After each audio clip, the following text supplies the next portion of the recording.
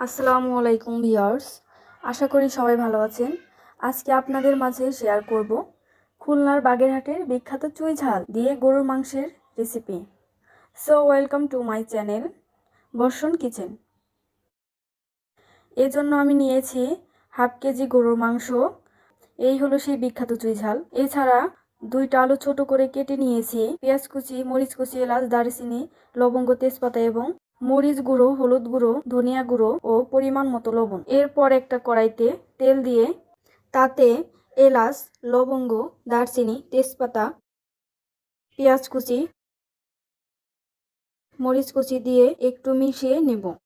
বলে রাখা ভালো, অনেকেই অনেকভাবে চুই ঝাল রান্না করলেও এভাবে একবার রান্না করে খেয়ে দেখুন, স্বাদটা ভুলতেই পারবেন না।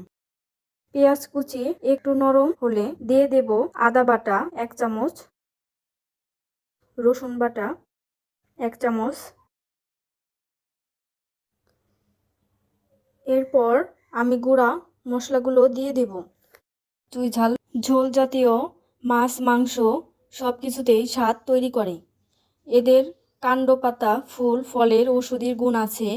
বাংলাদেশের দক্ষিণ পশ্চিম অঞ্চলের জেলা খুলনা, যশোর, সাতক্ষীরা, বাগেরহাট ও নড়াইল ও এলাকায় চুই ঝাল মশলা হিসেবে খুবই জনপ্রিয়। এখন আমি আগে থেকে কেটে রাখা চুই ঝালগুলো দিয়ে দেব। এটি কাটা খুবই সহজ। কিভাবে চুই ঝাল কাটতে হয় এই চ্যানেলে দেওয়া আছে, চাইলে দেখে নিতে পারেন। মশলার সাথে চুই ঝাল ভালোভাবে মিশিয়ে নিচ্ছি, যাতে চুই ঝালের ফ্লেভারটি মশলার সাথে মিশে যায়। এখন আমি মাংসগুলো দিয়ে দেব।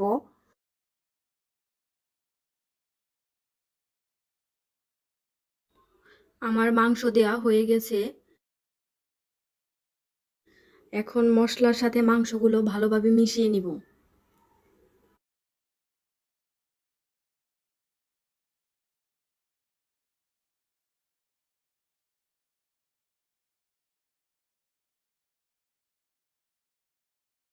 এই তো আমি মশলার সাথে মাংসগুলো মিশিয়ে নিয়েছি।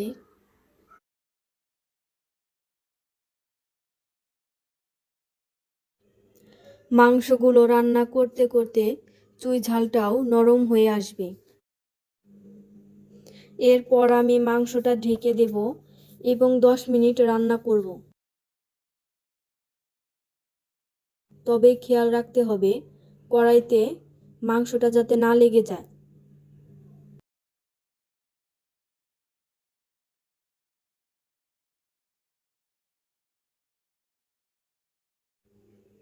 আর আমি মাংসে আস্ত রসুন দেইনি, কারণ রসুনের ফ্লেভারটা আমার পছন্দ না।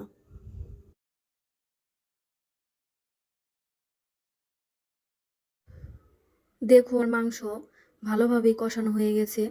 মাংসের উপর দিয়ে তেল দেখা যাচ্ছে।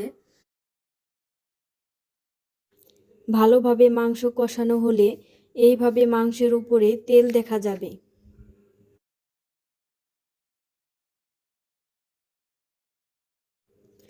এ পর্যায়ে আমি দিয়ে দেব কেটে রাখা আলুগুলো।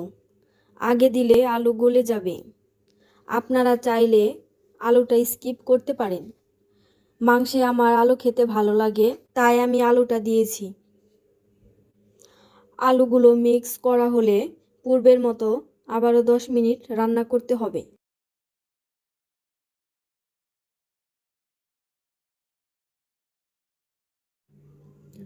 আমার ভালোভাবে মাংস কষানো হয়ে গেছে।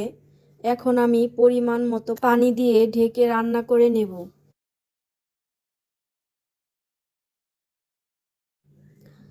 আপনারা কে কোন জেলা থেকে ভিডিওটি দেখছেন, জেলার নাম এবং সেই জেলার বিখ্যাত একটি খাবারের নাম অবশ্যই কমেন্ট করতে ভুলবেন না।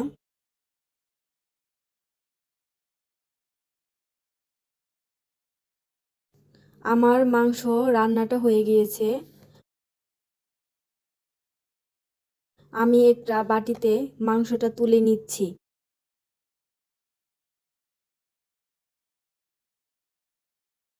আমার ভিডিওটি কেমন লাগলো?